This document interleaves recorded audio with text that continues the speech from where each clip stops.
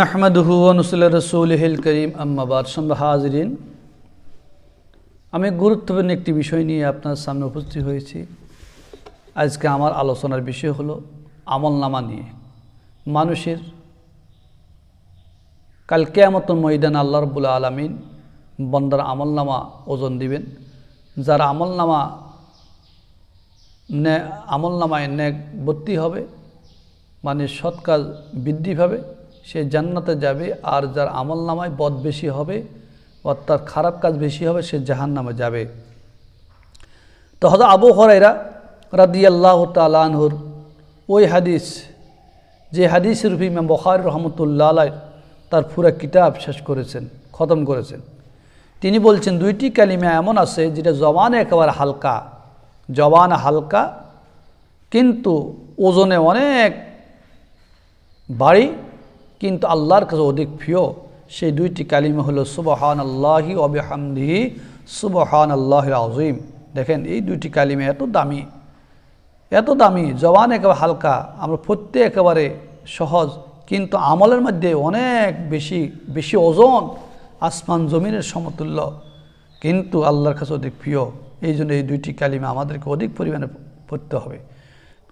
আবু দাউদ, তিরমিজি, ইবনে হাব্বান সহিহ সনদে রাসূল করিম হযরত আবু দারদা রাদিয়াল্লাহু তাআলা আনহু থেকে নকল করেছেন যে রাসূল করিম সাল্লাল্লাহু আলাইহি ওয়াসাল্লাম বলেছেন, মিজান আমলের মধ্যে হোসন খুলুকের চাইতে, উত্তম চরিত্রের চাইতে অধিক দামি আমল আর কাজ কিছু নাই।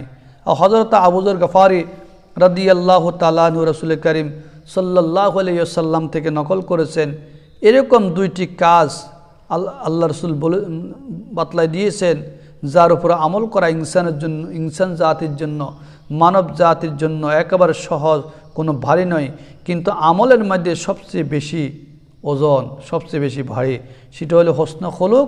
2 নম্বরে চুপ থাকা। উত্তম চরিত্র ভালো, যে চরিত্রের মধ্যে নামাজ আছে, রোজা আছে, হজ আছে, জাকাত আছে, আল্লাহ বিল্লাহ আছে, এই চরিত্র উত্তম চরিত্র, তার চরিত্রের মধ্যে কোনো কালিমা নাই, কোনো খারাপ কিছু নাই। আর 2 নম্বরে চুপ থাকা, যে যত বেশি চুপ থাকবে তত বেশি তার লাভ হবে, পরকালে সে মুক্তি পাবে। ইমাম আহমদ কিতাবুর জুহুদের মধ্যে রাসূল হযরতে হাযিম রাদিয়াল্লাহু তাআলা আনহুর একটি রওয়ায়াত এনেছেন যে রাসূল করিম সাল্লাল্লাহু আলাইহি সাল্লামের কাছে একবার জিবরাইল আলাইহিস সালাতু সালাম উপস্থিত হলেন।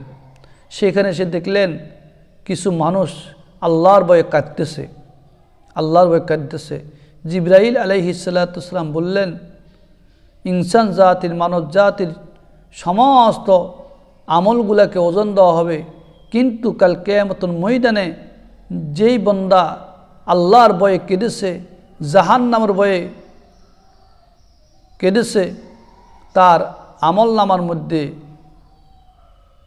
তার ওই এক ফোঁটা চোখের পানি, যে কাদার দ্বারা যে চোখের পানি বের হয়েছে, ওই এক ফোঁটা চোখের পানির কারণে আল্লাহ রাব্বুল আলামিন জাহান্নামের বহুত বড় বড় কুণ্ডলীকে নিষ্পৃষ করে দিবে, নিভিয়ে দিবে। তাহলে বান্দার চোখের পানি আল্লাহর কাছে কত বেশি প্রিয়, আল্লাহর কাছে কত মাহবুব। বান্দা দুই চোখের পানি পেলে আল্লাহর কাছে কাঁদবে, জাহান্নাতে মুক্তি চাবে এবং জান্নাতের জন্য আশা করবে। অবশ্যই আল্লাহ রাব্বুল আলামিন বান্দার চোখের পানির দ্বারা জাহান্নামের আগুনকে নিষ্পৃষ করে দিবে, জাহান্নামের আগুনকে নিভিয়ে দিবে।